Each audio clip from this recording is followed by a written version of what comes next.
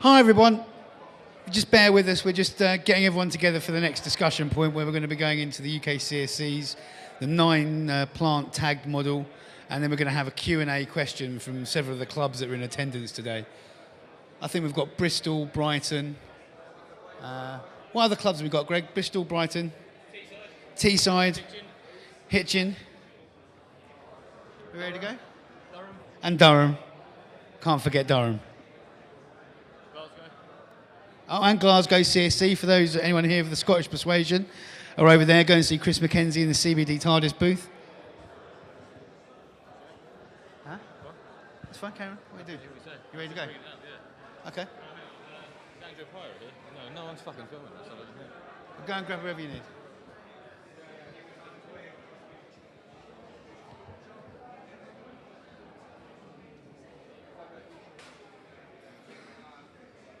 So I'm going to take it most of you are going to understand a little bit about cannabis social clubs, either from Barcelona or here in England. For those of you that don't, I'll just give you a little bit of background information. Cannabis clubs really started in Barcelona, and the reason they started is because although cannabis, not Barcelona, in Spain, although cannabis isn't legal, they have an obscure law that gives them the right to privacy, which means that within their own home or within a private situation, they can grow up to 2 cannabis plants.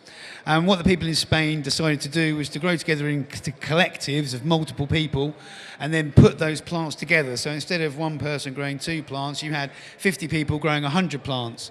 And then they decided that, you know what, we're going to rent a field from the local farmer and we're going to grow our crop there and we're going to share it amongst everyone who grows it, and there's going to be no profit made, and hey, you know what, we're going to get our own clubhouse, and that's where people can go and they can watch sports and play. And really that's where the cannabis social model evolved from. So it's not just a Dutch model whereby the principle is to operate and make money and make profit from your cafe, which is a commercial enterprise.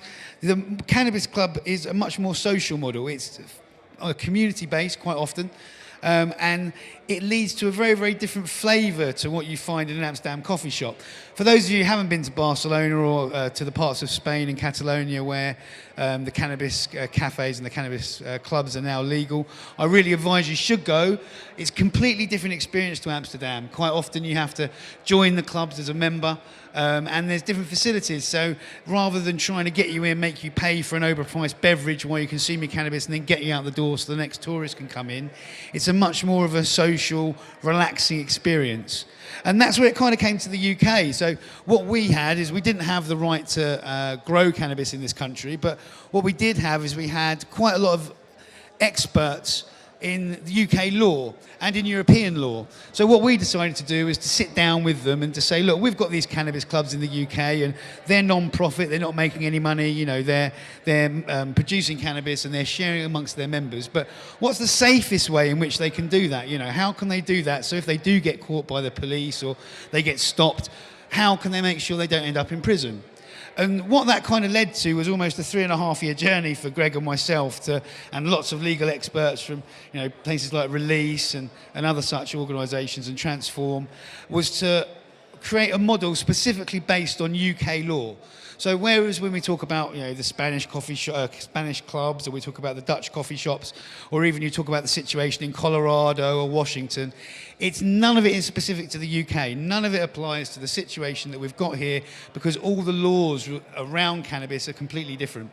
So what we did is we sat down and with these various experts, we decided to create what we decided to call the 9 plant tag model.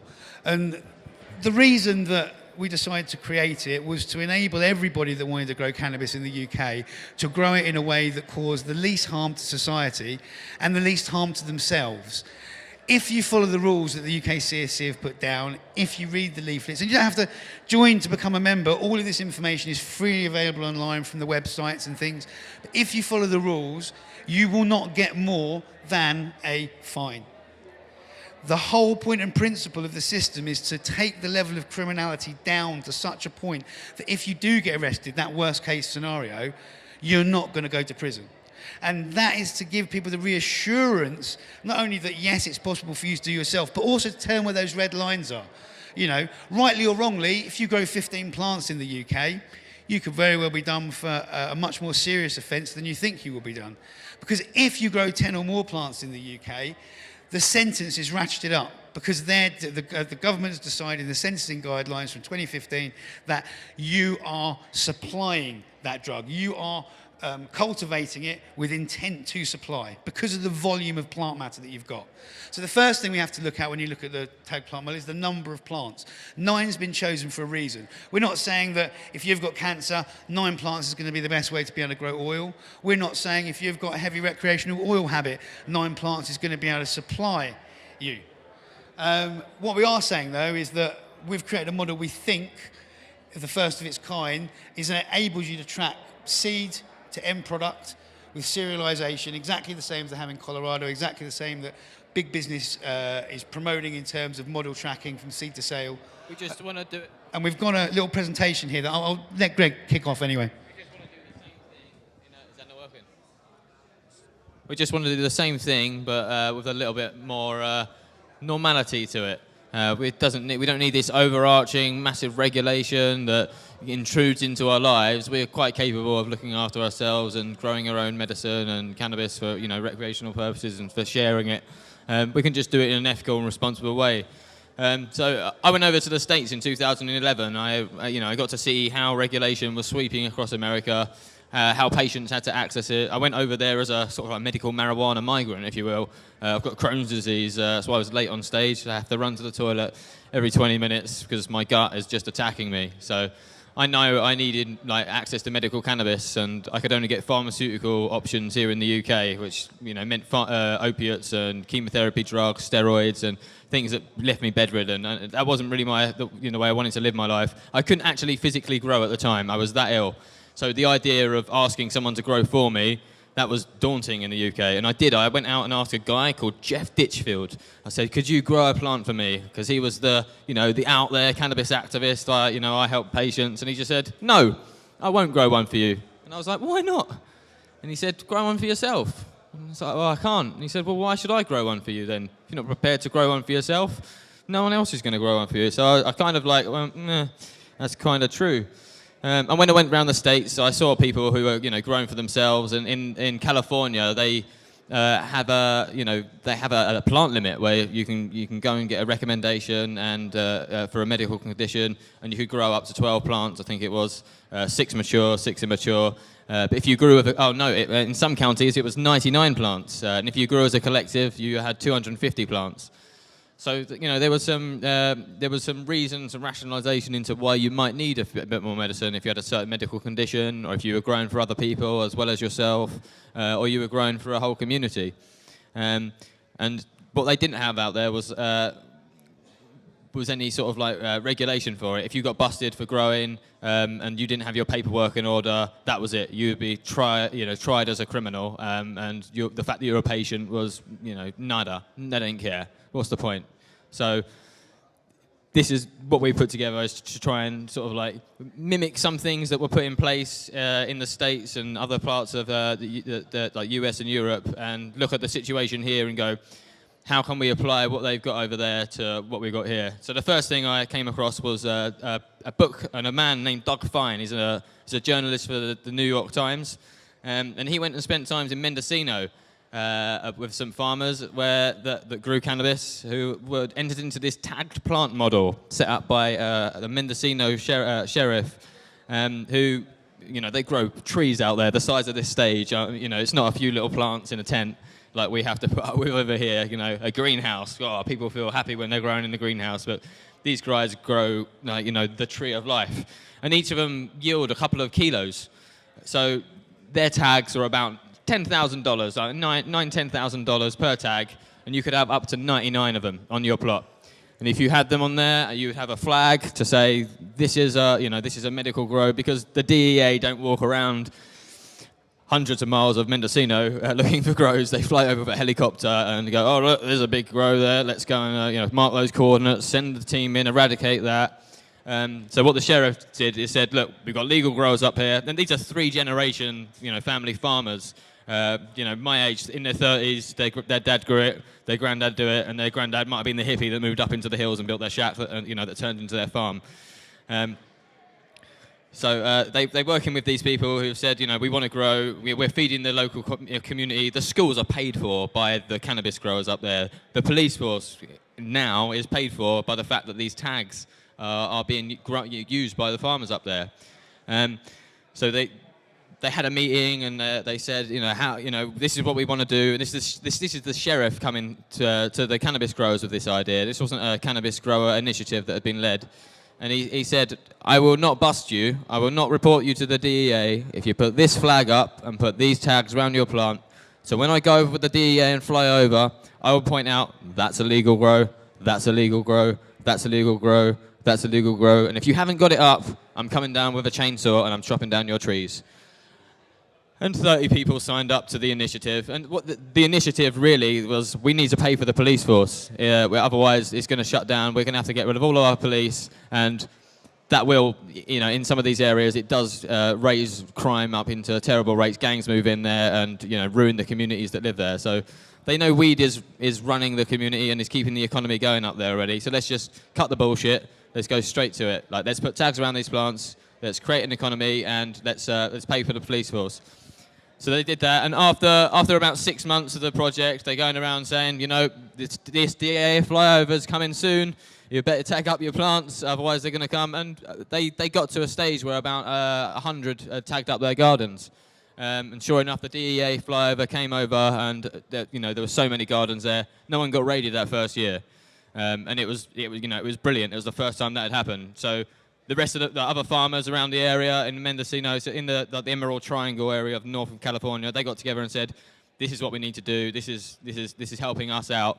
And now they don't have people just coming and going to sort of do trim jobs and people popping up grows and disappearing. They have a nice Mendocino industry up there where they've even developed a brand called Sun Grown, because they can't use the word organic because organic is patented as organic by the Soil Association. So they've got a sun-grown cannabis, and that's just something they hope is going to be a brand that was taken around the world. People will know that it's sun-grown, it's come from Mendocino, and this ethic, there's ethics behind the way it's been grown, and it's good weed. So we've taken that kind of ethos and thought, how do we impart that in the UK?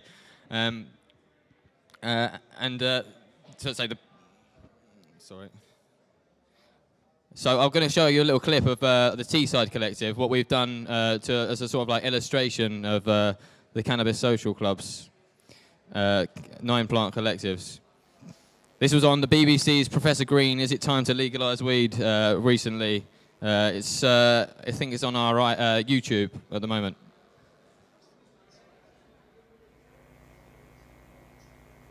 Is there any sound?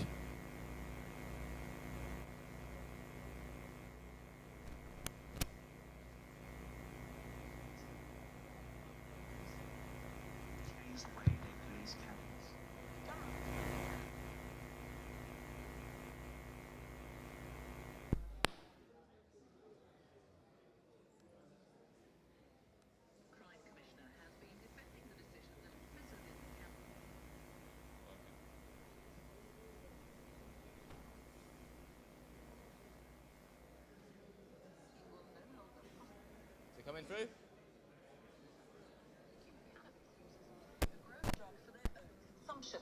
Ron Hogg says officers will focus on tackling drugs. See the image?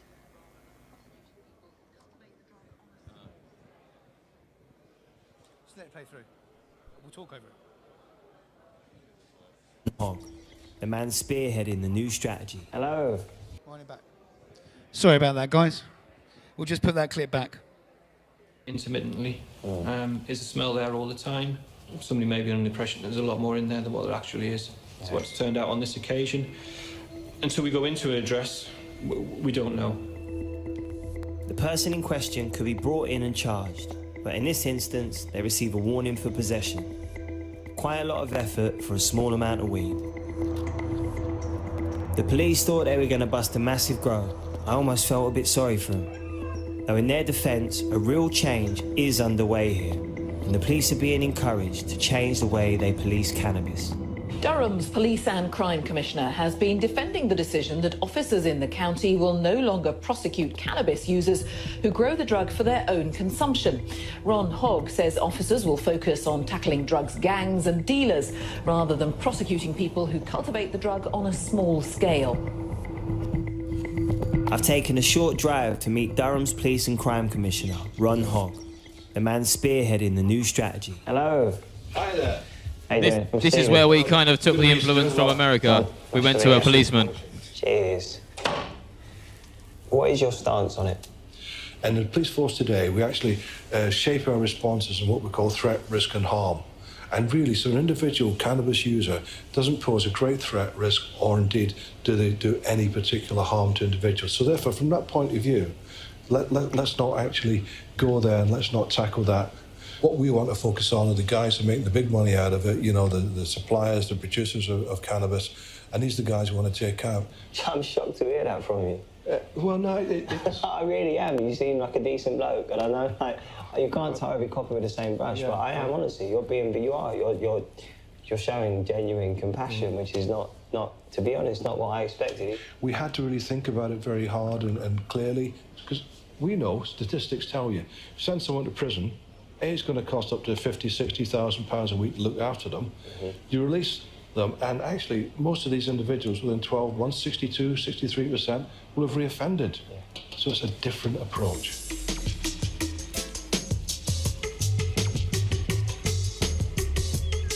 Now the police have announced a more lenient approach to small-scale cannabis growers and users, a group taking advantage of this at the Teesside Cannabis Club.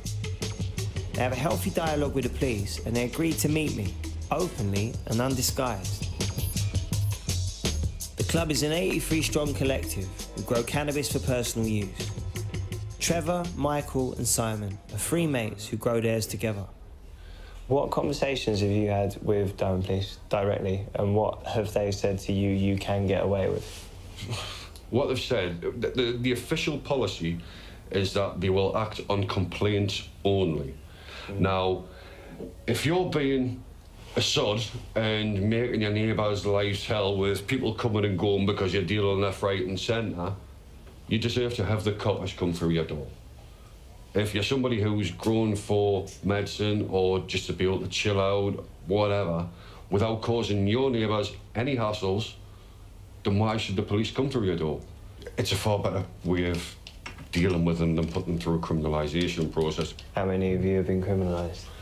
That's one of the reasons why I set up Teesside Cannabis Club. I had over 36 different convictions for cannabis. I've been raided 9 times for cannabis, and for what I planned, for smoking it, never for intent to supply, just because I was always smoking it.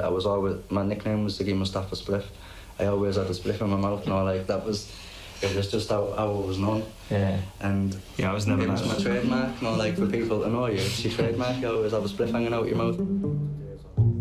It all seems quite progressive, and the club members stick carefully to what they'd say is a small-scale operation, for personal use only. 9 plants per person. It's like Aladdin's cave. After you. Ooh, it's bright in there, isn't it? It is. How many strains have you got in here at the moment? I have, as I say, the Psycho Berry coming down, the Love Cup, the Chem 91, just nice heavy indica, I like that of a night time. The White Russian, AK-47 Cross White Widow, the 90s one, chills you right out. I'm pretty sure there's a WD-40 and... what was the other one? You've lost me already anyway. I'm never going to remember all them, but it sounds good. Remember, I'm working as a collective, so under under the collective rules, I could effectively be working with 27 plants. The only secret to growing your own in Durham right now is being a good neighbour. Yeah, so my neighbours know I grow my own. They know I'm not a bad guy. They have been very, very supportive. I've been very surprised, actually. They got a good deal, haven't they? I mean, the guy's got a grow right next to his blimmin' bed, in his bedroom, with God knows how many strains. He lost me after AK-47 or whatever he had in there. it seems progressive to me. It seems like a better way to police things because they're not doing any harm. If there's no victim, there's no crime, essentially. And who are they hurting? No one. It seems like a really sensible way to police the drug as opposed to arresting people for personal use. Baby steps in the right direction, maybe? All right, thanks very much, Professor Green, for that. I think that's a nice little summary. It's like, what harm are they doing? And there's no victim, so where is the crime? That's something that we really believe, and why we've developed this tag plant model. So as you saw there, you saw Trev's collective. It's called In My Wardrobe. I'd like to join it one day. So we have clubs and collectives in the UK. Sometimes people wonder what the difference are. So a club is a membership association. They might have a venue, they might not, but they're generally a group of people that want to get together and do things in a similar way. They want to consume cannabis, they want to run protests, or just socialise. The memberships, they hold events, fundraisers, they campaign. They usually have a brand or a logo, so they embody something. They've got a bit of a personality, and they identify themselves behind this. Same way as a football club, snooker club, or anything like that. And the way we run them is as non-profit organisations. We don't, when they're not. The aim isn't to make money and make yourselves rich. Is to build a community and strengthen the bonds that have been broken by prohibition, by the police, by everyone who said something bad about cannabis that someone else has then believed. That's what we're trying to restore the balance for, really. So that's the ethos behind it. And when you're trying to make money and you're trying to send that message at the same time, it could become confusing, and we think we can sort of get around a few obstacles if we act the way we want to act. So a collective, it's a group of individuals. They get together, they want to register their garden and abide by the UKCSC's rules. So we developed a set of rules so that people can minimise the harm if the law does become an impact for them. They grow the cannabis between them. They share the cost. Usually, this brings the price down to about a fifth of what it would to buy your weed, individually. And after doing this for about 3 years, that is generally, what people are reporting to us. We do like to sort of collect a bit of information and find out, the yields of crops. And we can actually give people a bit of advice saying, you only get 30 grams off of a plant. What are you doing there? Can we give you a bit of advice to help you get that up? Because maybe you don't have to grow all 9 plants in that 1 metre tent. Maybe that might be the problem. And by having that crossover information, we can help improve people's situation. And we also want to grow as I say, non-profit, and we have a fair trade calculator. So we have fair trade grade. None of this £30 a gram, £50 an eighth stuff. That's getting ridiculous. You kind of accept it when you're away in Amsterdam, but when you're in the UK and it's the same guy that was selling it for £7 to £10 a gram last year, it's not on really. They're the same strains. It's just the same game, just different players, and they're playing people for sure. We want to take the greed out of weed. So the tag plant model is 9 plants because the sentencing guideline in the UK has stated that if you are caught with 9 plants or under, they don't consider that production. Production is for commercial use, for making money. So we deem that, that must mean personal. We spoke to some legal advisors and expert witnesses that represent people who have been caught growing cannabis, that stand in court and sort of defend the defendant against what the police are trying to claim. They said this person was going to raise £30,000 out of these 9 plants, and we come along and say, actually, they probably would have got about £3,000 if they were lucky because they look really badly vegged. So it's again, restoring some balance. So 9 plants in a collective. The collective is about the collective. It's about the members that might be from a cannabis club, though they might not be from a cannabis club. We don't force you to become a member of a cannabis club to run a collective. If you want to run a collective, you can get in touch with the UKCSC and we can help you out with that. So we offer legal support for our collectives. There's a plant limit of 9. It's for profit, fair trade, so we don't want anyone just going, I'm emotionally attached to this plant that I've grown. I think it's worth £20 a gram. We don't have any of that. It's all for the members, by the members. And we're doing it to reduce crime and criminality. So if you're growing as a collective of people in your club, you're doing it because you don't want to engage with antisocial behaviour, people who rocking up in the cars at the end of the street. You go in and get in there, you get your bag, you can't look at it, you get out and you go, oh shit, there's 10 grams of shake in the bottom of this. That was the last time I bought weed off of someone. I got an ounce, and it was someone I semi-trusted through a friend, and and all the nice gram, nugs on the top. Opened the bag, got to the bottom, dust. And I actually found that the other day. It was from 3 years ago, and I was just like, bin. Don't need those days are over. It's all about having collectives and sharing the cost. And I paid a good £300 for that ounce, I think. Oh no. So the benefits of a collective are that you can share the cost of the cost of growing with other members. You might want to set up a grow, but you might not have 400 or 500 quid to get everything you need, like the lights, the tents, the extraction fans. You might have to do a little bit of moving around. You might even need to rent a space to do it if you've got nothing for yourself and no one else in your collective has got anything. So you have to take those things into consideration, but it can lower the cost if you join up with other people. It's definitely lower than the black market cost. Like I say, I've paid between sort of like £200-300 for an ounce. I know people in London that are paying £800 an ounce a month just for some certain name strains. So you can curveball that one as well. The consistency, the quality, the strength, the hygiene, that's all down to you and the grower who's in control of it. But the closer you are to the grower, the better chance you are of having control over that. A lot of people will say to us, oh, my grower only has cheese and lemon. And I say to them, tell them you want a different strain. Tell them, here, I've got some seeds. Can you grow these? Quite often people have come back and gone, bloody hell, it worked. And a lot of the time there are cuts and genetics around the UK that are floating around. If you say you want this, someone only has to ask someone else and they can get hold of that cut. And with Instagram now and the cannabis social clubs, it's pretty easy to get hold of Gorilla Glue 4 cut, for example. Really hype strains, and there's even sherbet strains going around the UK. If you join a bit of a collective, we keep you informed about any legal changes, any laws, or any access that if there's any opportunities that we can take, like a legal challenge. Through the tag plant model, we've charged £5 per tag. We've created a legal aid fund out of that. So we've actually got some resources to go, right, let's attack them where it hurts, legally.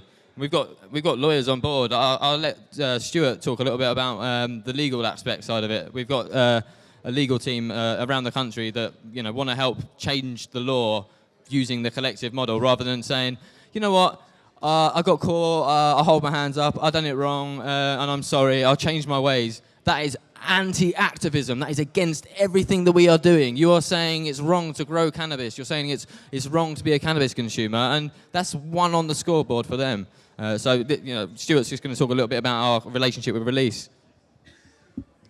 Yeah, so as I was mentioning earlier on, when we built the 9-tag plant model, we built it in conjunction with several legal experts, and mainly the reason for doing that was to make sure that what we were advising the clubs and the collectives to follow wasn't going against anything that was currently majorly prohibited, as opposed to growing 9 plants, which, as most people find quite funny, isn't actually that criminal anymore. It's not that illegal. Of course, it is still illegal. You can still be arrested, and the official punishment, if we went by the regulations, could be 14 years in prison. However, it's been a very, very, very long time since a 14-year prison sentence for cannabis cultivation was handed down in the UK. It's more likely to be somewhere close to 4 or 5 years, and then only when you're dealing with incredibly large numbers and you're doing it normally in a criminal gang with multiple members, and you're talking about millions of pounds worth of funds. So we wanted to focus it in the other area, like you saw with Ron Hogg in Durham, was to go out and start speaking to the police crime commissioners and saying to them, look, we're going to be doing this anyway, with you or without you, we're going to be doing this. But we want to be doing this in a way in which it's the most help to you. Obviously we're not going to tell you where a garden is, but if we can have it in such a way that we can make sure that our members don't steal electricity, that they don't do it in rented properties and damage the rented properties, that when they do it in a considerate manner, they're not doing it for profit. And when you speak to police crime commissioners about these are things they haven't heard before. when they think about any type of drugs, but especially cannabis, they think quick profit revenue. This is what criminal gangs and black market does to make money very, very quickly in order to finance other forms of criminal activity. And that's how they've always pursued it in the past. They've looked at it as if this is the thin edge of the black market, and all the money that goes from this goes straight into other organised crime. Well, this model, for the first time, shows them that it doesn't. No matter what suspicions they've got, we can turn around and say, no, we know how many plants are in that garden. We know who owns those plants. We also know how many grams come off those plants, and we know what happened to them, who they were given out to in the collective. And all of a sudden, instead of a police officer saying, well, you had 9 plants and I know that you've sold them, you've all of a sudden got a complete legal argument for saying, well, no, look, I own 1 plant. I can tell you how many grams that produces, and I've produced 3 plants in the last year. And those 2 plants, they belong to someone else. And that's something that's very, very different in UK law as it is in the US or anywhere else, because possession, as they say, is 9/10 of the law. But it's not in the UK, it's actually ownership. So if there's a plant that's in your possession and it's owned by somebody else, and that person comes to pick that plant up or pick up their herb from you, you are not supplying them with something. They are taking possession of something that they already own. And that in UK law is everything. So every guideline and regulation that we have is designed to work on specific legal knowledge like that. Get the person to come and pick up their stuff. Why? Because it's theirs. That's not illegal. That's not a supply offence. As opposed to driving in your car with the stuff to someone's house and giving it to them. Well, arguably that's supply, because you're taking it there, you're giving it to them. Someone's picking it up from you and it's their own property. What right have you got to stop them? Whether that's an illegal piece of property or not, it's not yours. You don't actually have the legal right to stop them from taking it away. And it's little things like that, like knowing the 9-plant model and working with Release on the sentencing guidelines, which are due for revision again in 2019. What we're able to do is to raise those limits. So at the moment, previously, that it was 4 plants before 2015. In 2015, we got that raised to 10 plants, so 9 plants and under is considered a minor offence. Next time, we'll try to raise that limit even more and raise the amount of grams you're allowed to carry. So instead of being able to carry 48 grams, we're going to try to go for 64. And it's just constantly trying to push those boundaries and knowing where the limits are. So when we look at a 9-plant tag model, there's several questions that we're often asked. So one of them is, how do I start up or join it? And that's the first question. And it's quite easy, really. Basically, anyone who's a member of a cannabis club can join a collective. Anyone who isn't a member of a cannabis club can join a collective. Anyone in this room can join a collective. Anyone can start one. It's just a collection of individuals that say, hey, you know what? We agree between ourselves to produce cannabis. And we've got a whole list of regulations on how you do that, the contracts and agreements that go to place to make sure that no one can take advantage of anyone else. And the idea of that is to make a system that enables people to grow cannabis in a safe way. So the best way is to contact your local club. There's clubs up and down the UK, there's about 80 of them now, quite a lot of them have got their own premises. So if you contact them and say, hey, look, I want to become a member of your club, I want to join a collective, what do I need to do? And they'll help you. And if there isn't a local club to you, then contact the UKCSC and we can either help you to set up your own one without the support of a local club, or be able to find a club that's willing to take you on.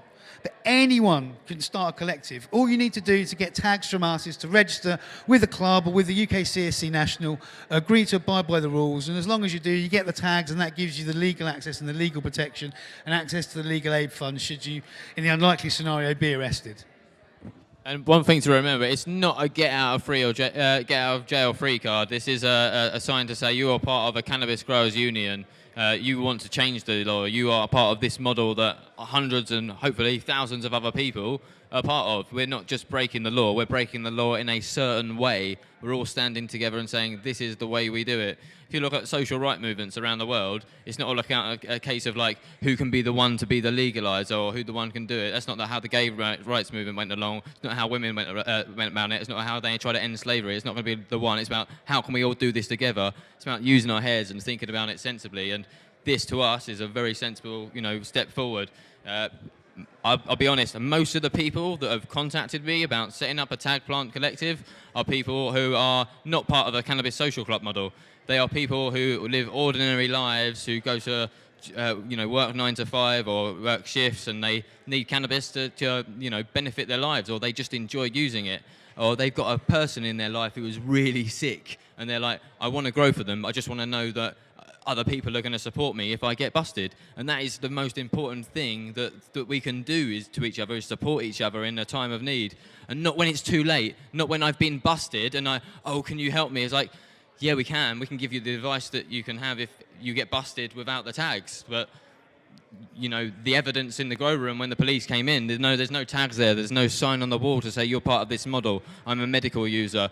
Don't destroy my plants. Contact the UKCSC. None of that's there. And what we want to do is we're putting ourselves as evidence in the grow room and saying, hey, I'm part of this model.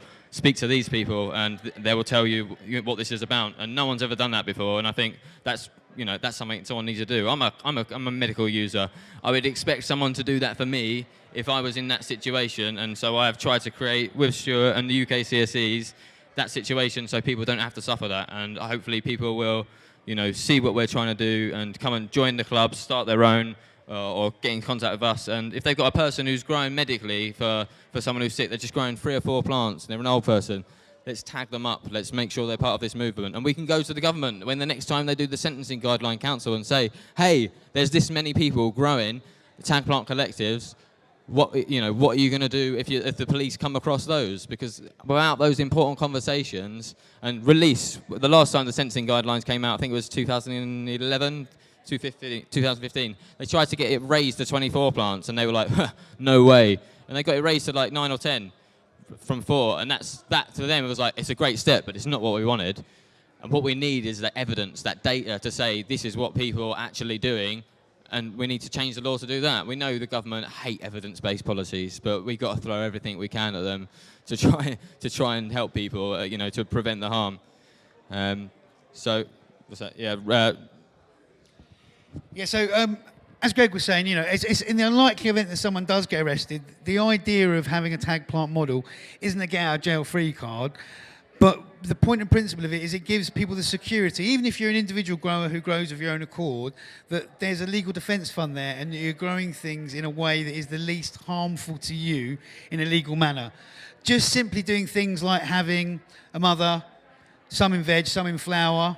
If you don't do it in the right way, instantly cultivation, you've got a cycle, that's a farm. And that's the type of things that the police forces look for. Oh, what's that? Got a hydroponic system. If you're in certain places in the UK, that's professional cultivation. You're looking at a prison time. It all depends on where you are, and these guidelines give you the information that you need to make the right decisions for you. But if you do get busted, what you need to remember is that the UKCSC will be there for you to support you, and as long as you're following the rules, you're going to be safe. The worst case scenario you're going to get is like a fine, which is the equivalent of 1 week's working wage. Yeah? So in summary, the Tag Plant Collective, it gives guidance within the current legal frameworks. Although cannabis is illegal, we show you how to cultivate it in the least illegal way. Price and quality control.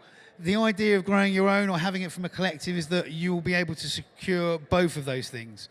It's safer for medical users. So instead of street buying or buying in bulk from people you don't know, you've got, again, the assurances of where the things are coming from.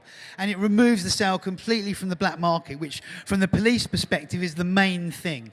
You heard from Ron Hogg, and we can go and look at Cornwall as well, and there's a few other places up and down the country where when they look at cannabis, the only thing that they see negative about it isn't the social aspect, it's the criminal black market aspect. And if you can prove to them that you're not part of that black market, to be honest, they don't care.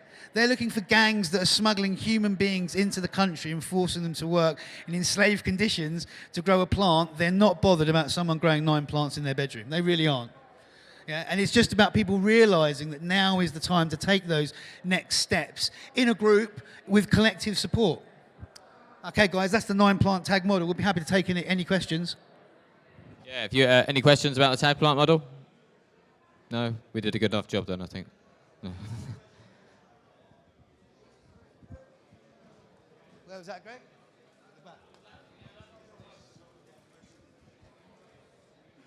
You keep mentioning the 9 plants as a sort of rule. And are you referring always to a collective of people growing 9, or is it a personal? Yeah, so 9 plants is an individual limit. If you have 10 or more in the UK, then they can look at that as a higher level offence, which then can lead to a custodial sentence. The idea is to try to take that ownership aspect down below the legal limit, so that even if you do get caught with 9 plants, the worst offence, slap on the wrist. Yeah, but you can be an individual and register as an individual collective. You don't have to be 3 or 4 or 5 people to register as a collective. Your garden is called a collective with us, so that's the way we phrase it. So for us, we believe there's no victim, there's no crime, and there's no crime with cannabis when you're growing it. It should be free for us to do. We want to stop people from being locked in cultivation houses or big commercial cultivation houses for gangs, locked out with no light, have their passport taken away and given a box of super noodles and water to live on. That's not what we want to see for the future of cannabis. That shouldn't be part of the cannabis industry at all. The government try and turn a blind eye to that, and we want to try and eradicate it. And we have in Teesside. That policy from Durham came out of the fact that Ziggy, Michael Fisher, the chairman of the club there, went to Ron Hogg and said, look, we've got these Chinese gangs that have moved into town. They're selling this strain called Strawberry Cough for £400 an ounce, and nothing else is about. We're going to do something about it if you don't. And Ron Hogg's reaction was like, well, let's stop going after the personal growers and just go after the people that are growing commercially and locking children in warehouses to grow for them. That's what we want to stop. So thanks very much for coming along. No victim, no crime. Come and see us at the UK Cannabis Social Club stand. Grab a leaflet about the tag plant model. Find out about what we're doing. Sign up to our newsletter, please. We'll tell you how you become a member of a club around the country when there's one for you. And we're also doing a prize door trip to Barcelona. So for £10, you can win a trip. Flights paid for, the accommodation. You win a vaporizer from Vape Fiend, goodie bag from Seedsman, €100 to spend in 2 different cannabis social clubs that will take you to become a member of, a trip to the Hemp Hash Marijuana Museum, and Harmony CBD Liquids have offered a tour of their facility as well. Plus, I think True is going to dab someone out in backyard if they win. But that's a trip for 2, so take your lady away on holiday if you win. Come and see us at the UKCSC. Thanks very much, guys. We're going to have a few more clubs over here speaking now. We're going to have the Tottenham Compassion Club. We're going to have Ali from Bristol back up again. We'll have Ags from Brighton up again, and Chris from Glasgow. So if you want to hang around, you can fire them some more questions and just hear a little bit more about what they've been doing up in their community. I'm going to fire some questions at them too.